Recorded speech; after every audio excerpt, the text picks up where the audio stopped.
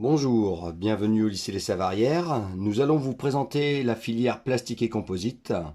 Nous avons 3 types de diplômes sous statut scolaire ou apprenti, le CAP en 2 ans, le Bac Pro en 3 ans et le BTS en 2 ans.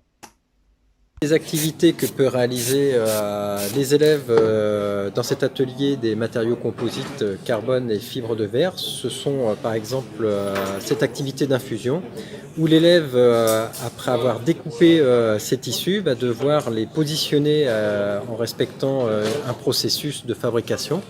Et là, en l'occurrence, cette pièce technique est un couvercle de caisse à outils va être réalisée par un système de mise sous dépression et infusion, donc la circulation en fait d'une résine va migrer à travers les tissus, et une fois que cette opération a été effectuée, l'ensemble des tissus va durcir et on va obtenir une pièce finie correcte.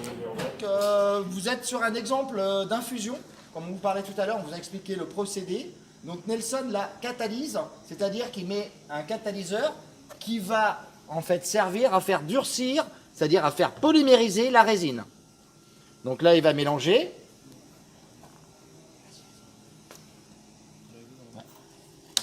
Et donc là, il va venir... Fais attention de ne pas décoller là. Voilà, allez.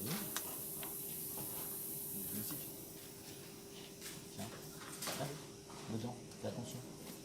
Et donc là, qu'est-ce qu'on peut voir? La résine arrive par le tuyau, il y a le vide à l'autre extrémité, et elle va avancer jusqu'à remplir la pièce.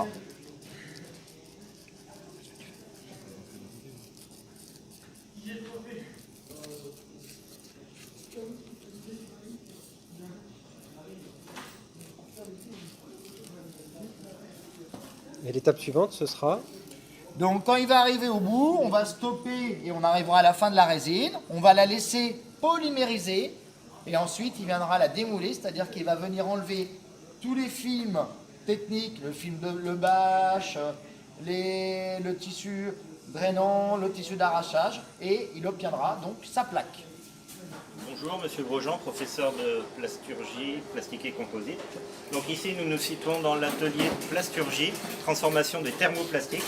Donc là, c'est dans cet atelier, on va surtout travailler sur les machines automatisées. Donc nous avons 2 grandes familles de machines automatisées qui fabriquent des pièces en continu, les extrudeuses et ensuite les machines d'injection plastique qui, elles, vont fabriquer des pièces unitairement. Donc la plupart des machines que nous avons maintenant sont numériques.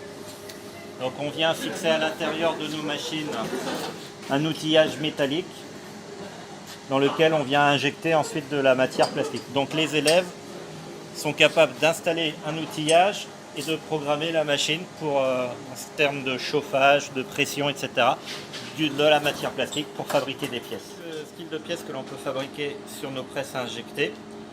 Donc ce sont des pièces en plastique thermoplastique, c'est-à-dire qu'une fois que c'est mis en forme, on peut le rebroyer, le remettre en petits morceaux et les refaire fondre, donc c'est recyclable. Donc là, on peut avoir des pièces, bon, par exemple, ça c'est une protection de moule. C'est pas fait ici, mais c'est le style même de pièces que l'on peut faire en injection plastique, ou des pièces de machine à laver, etc., des pièces d'aspect. Donc quand vous regardez une voiture, quand on s'assoit dans la voiture, le tableau de bord, tout ça, c'est injecté. Si vous allez un crayon bic, c'est injecté. Donc le domaine est très très vaste.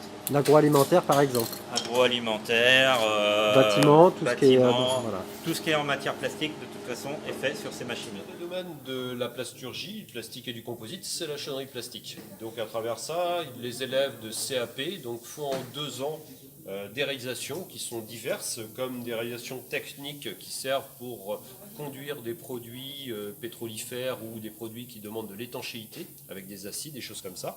Donc là, ils vont réaliser ça en PVC. Donc il y a un contrôle après, une fois l'assemblage fait, de l'étanchéité. Mais ils peuvent faire aussi de la pièce d'enseigne, qui servent simplement à mettre en valeur, comme on peut voir sur certains...